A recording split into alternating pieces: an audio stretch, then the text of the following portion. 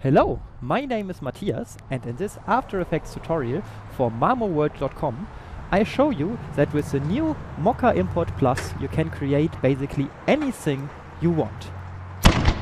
Oh, let's go. Oh yeah, baby.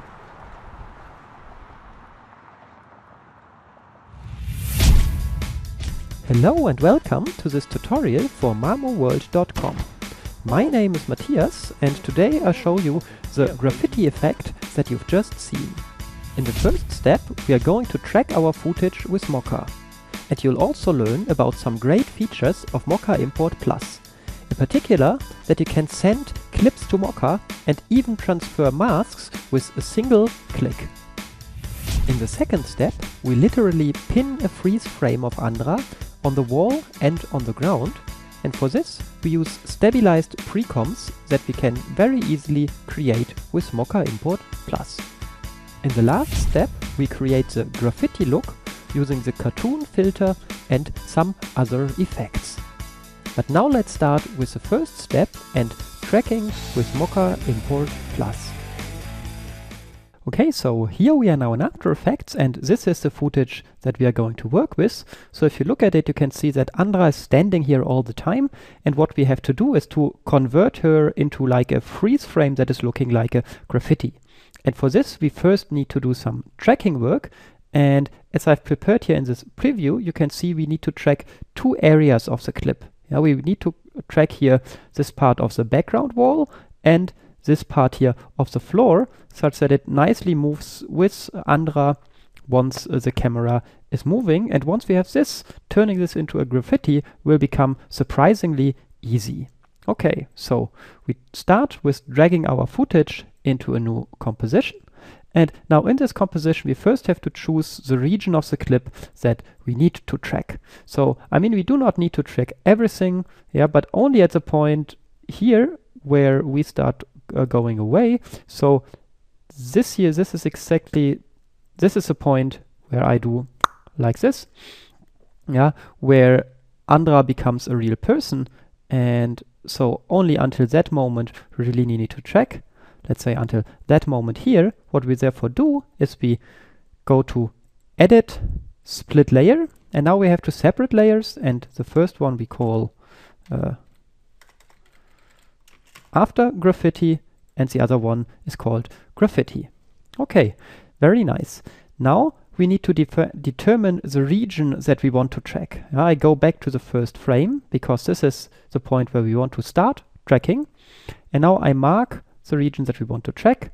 So let's say for the wall we want to track some area here, and I just set this here to none so that we can see our image, and say we also track some region here.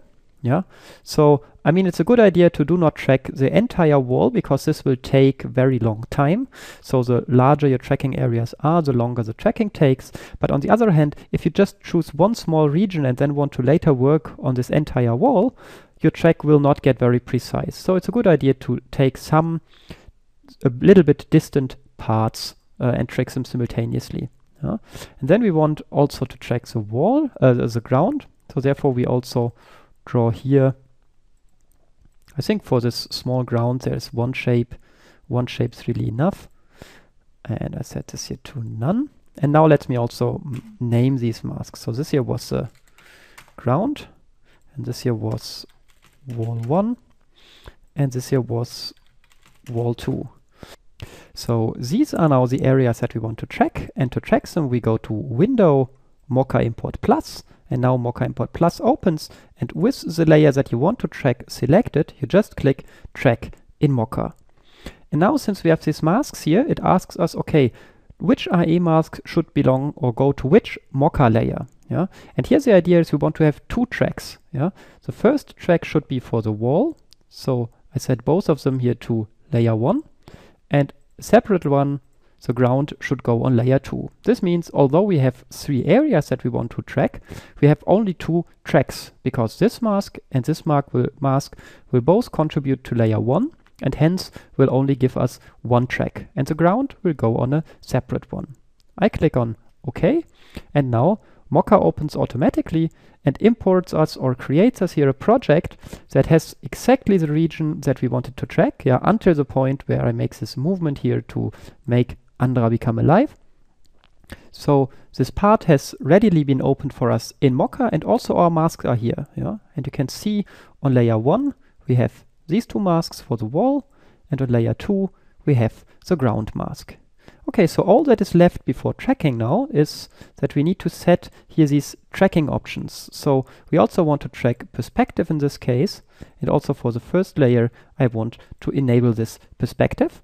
And now all that is left is to start tracking by clicking here on track forwards. So track forwards. And now you will see that both of these layers, so this layer and this layer, are tracking simultaneously, because for both of them this tracking icon here is activated. So let's fast forward until the moment where the track is finished. So now the track is almost done. Yep. And here you can see that all the masks nicely move with the wall and with the ground. The next thing that we need to do is to set the surface. The surface is like the area that we want to export to After Effects. I click here to enable the surface, and this here is Mocha for After Effects CS5. If you have newer versions, this button surface looks different. So here this is, for example, Mocha 2.6, and here the button looks like this. Yeah, so if you have a newer version, look at this button. For the older version, it's here, this surface button. And okay, so we have such a surface for the first layer, for the wall, and for the second layer, for the ground. And for both of them, let us set this to the area that we want to export. I just choose here some area around Andra. And you can see I place it here on the corners of these nice squares here. This is just for convenience, that I later am sure I have a nicely rectangular range. And when I try to place these pattern lines here on top of Andra, this will become much easier if my the window in which I'm working, so this surface here, has a nice rectangular shape. You can later also extend it here, for example, like this. And make sure that we extend it here until right the bottom, yeah, until here. Now let's set the surface for the ground, such that it roughly looks correct in perspective. With the Z key pressed, you can zoom.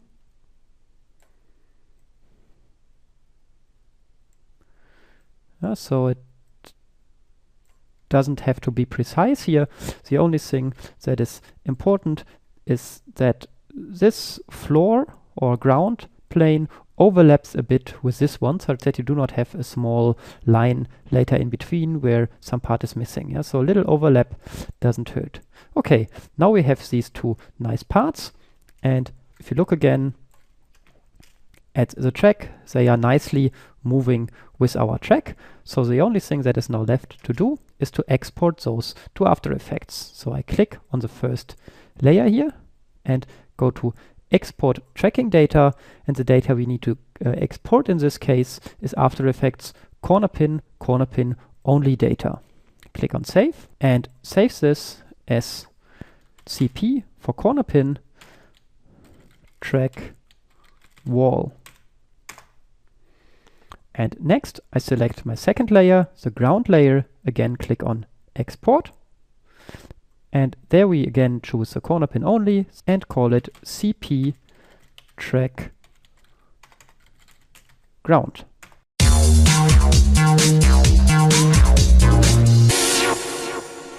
Back in After Effects, we can first delete these masks here, since they were only needed to send them to Mocha. And then we choose here the function that we want to use, and in this case we want to create stabilized precomps. And you can see now also that the corner pin only data is exactly the one that we need for this purpose, and therefore we exported it in After Effects. In some cases you can also use transform data here if you have not too much perspective change. But anyway, we go for the corner pin data and load it, and we first load the ground that we've exported before. And now it asks me, what clip did you track? Yeah, this one or this one? So Graffiti or after Graffiti? And of course, we tracked this first part here, and therefore we click OK. And let me first duplicate this layer by Ctrl D 2 times and call this one here background, this one here ground, and this one here wall. And now we only look at the ground layer, so makes the other ones invisible, such that you can see the difference, and apply to it this stabilized precomp. And now you can see the layer turned into a small area that only covers here the feet. So let's do the same with the wall. So we load the other tracking data for our wall track. Now it again asks, what did you track? I mean, basically it doesn't matter whether we choose here the wall, the ground precomp, or the ground, because all of them have the same in and out point, but do not choose the after Graffiti here. So just choose the region that you've tracked. We click OK, and apply it also here to the wall. So let's make this one visible. And now we have these two nice precomps that move perfectly with our track.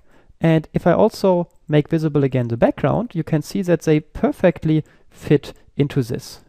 So this means now we have these two new compositions in which we now can conveniently do any kinds of modifications. How is this going to work? So we right click here on the wall precomp and click on Open Composition. Now we are here in a composition that contains this tracked part, so you can see the wall is here nicely static and only these foreground elements like Andra and me are appearing here. So now we can do in this setting very easy modifications. So let me first duplicate again this layer and call this one here original and make it invisible. So I just want to keep it for later use. And this one here, I go to Layer, Time, Freeze Frame.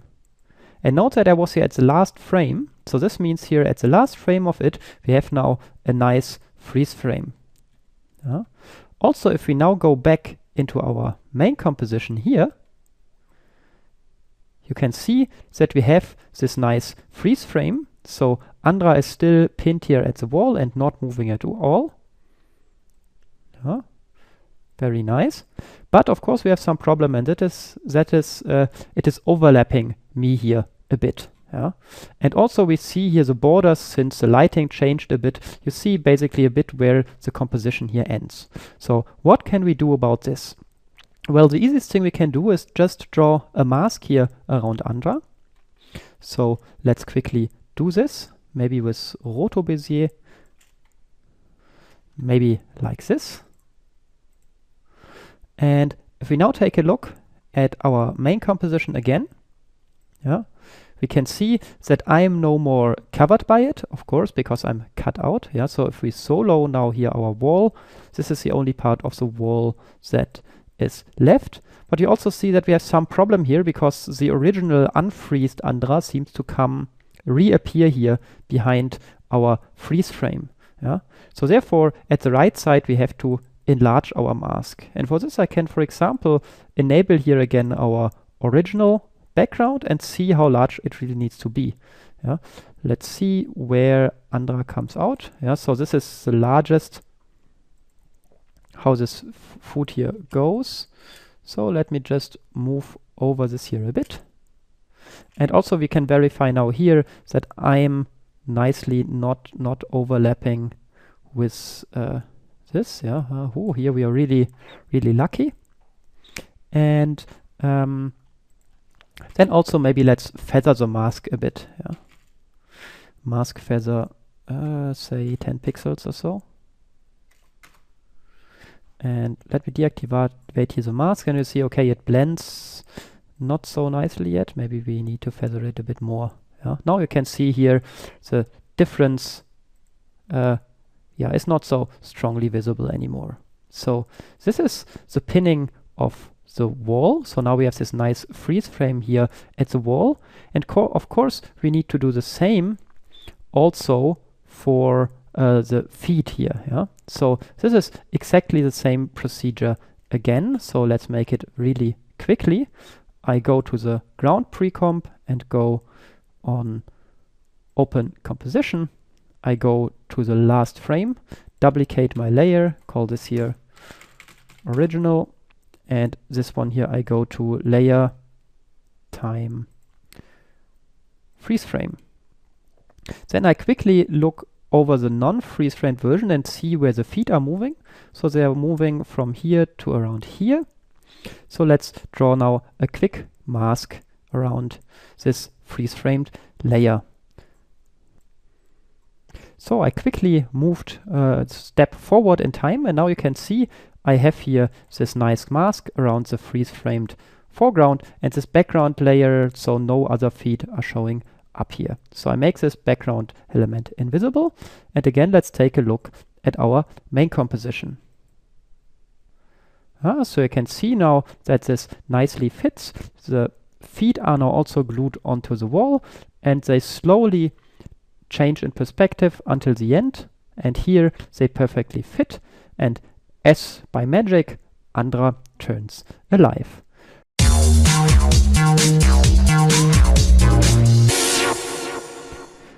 To make Andra now look like a cartoon, we go to the wall precomp and add the cartoon effect.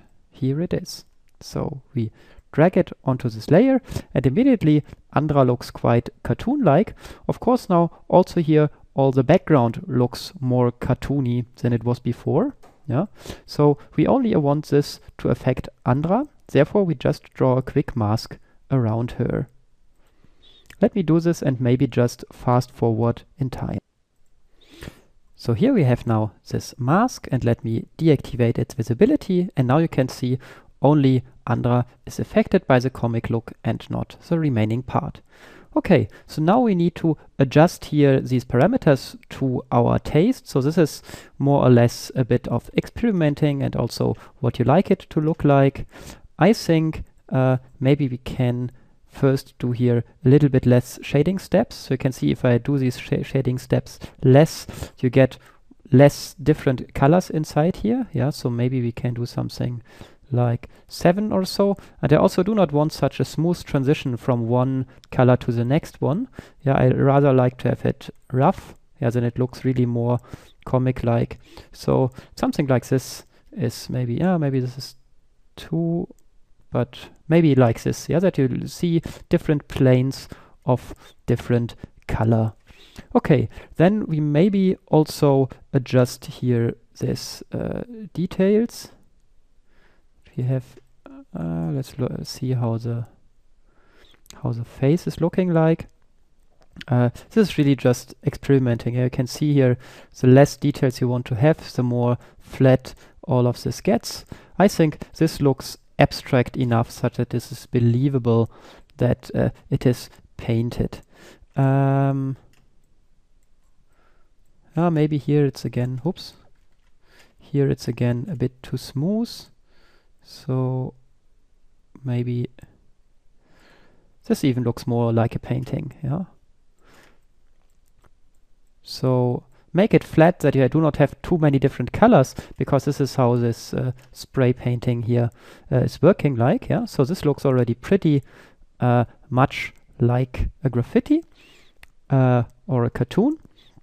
And finally, we should look at the edges. Yeah, so here these black borders around everything. Maybe we make them a bit more prominent, like this.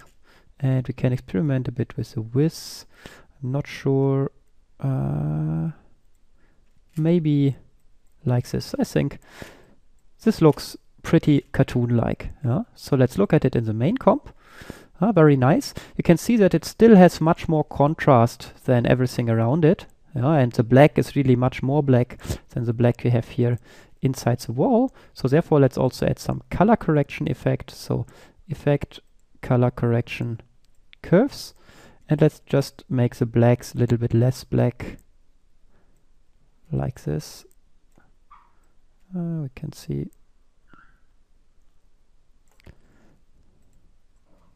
maybe like this is already blends much more realistic. Yeah, like this it pops out, and so it feels already much more to be inside the wall.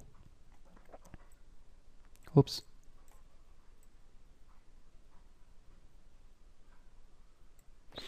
Okay, so one further thing that is now missing, I mean, you can play a lot with the color correction here, but I keep it as it is for now.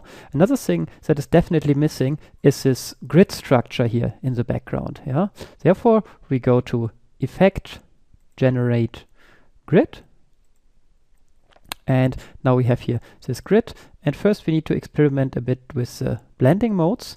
So let's set it for a moment to add, just to align it properly. And let me also make visible again the background here, such that we have a larger portion of the grid that we can look at. And now if we, for example, set this point here to one corner of the grid, or maybe let's set this to, I'm looking for a point where I can clearly see the corners. So maybe this one here. We put it on the corner here. And this point we set here to the next grid entry. And you can see that the whole grid adjusts accordingly.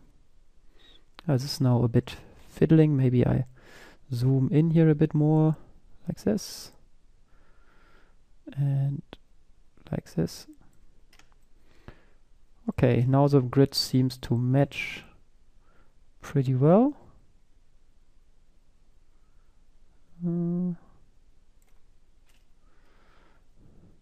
Okay. And now the next step is to, of course, make the grid look correct. Yeah. First, we want the color of it to be dark, like maybe even more bluish dark, something like here, like this. And then we can experiment here with these transfer modes. Yeah. So we can, for example, set this here to exclusion, which really looks nice in the dark areas. No? And in the light ones, okay, it's not yet 100% perfect, but also maybe let's experiment here with the feather and the border. So maybe let's make this a bit bigger, but therefore feather it also a lot. Yeah, maybe also 10 here and 10 here. Now you have a much more subtle look. Yeah, so you can see now these lines here are almost as invisible and blurred as these ones here. Very nice. And you can see here in the dark areas, you have also this a bit lighter variant of it. Yeah, so get this with the exclusion blending mode and a lot of feather. I'm not yet happy with the light areas here.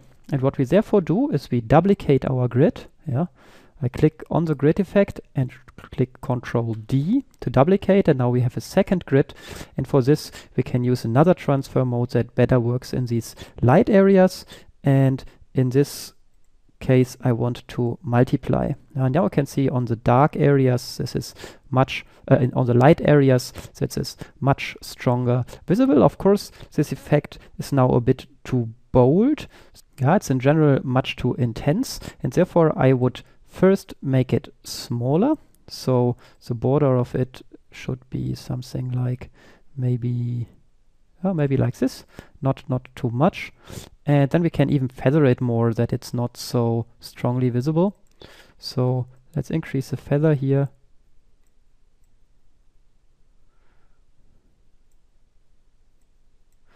Maybe something like this. Let's take a look at it. Now it's not too clearly visible, but nevertheless you notice that it's there. Maybe you can even make it a bit bigger, like 6 or so. Now you have, like here in these areas, these dark thin lines are now also here. Okay, so this is the graffiti look, the finished graffiti look on the wall.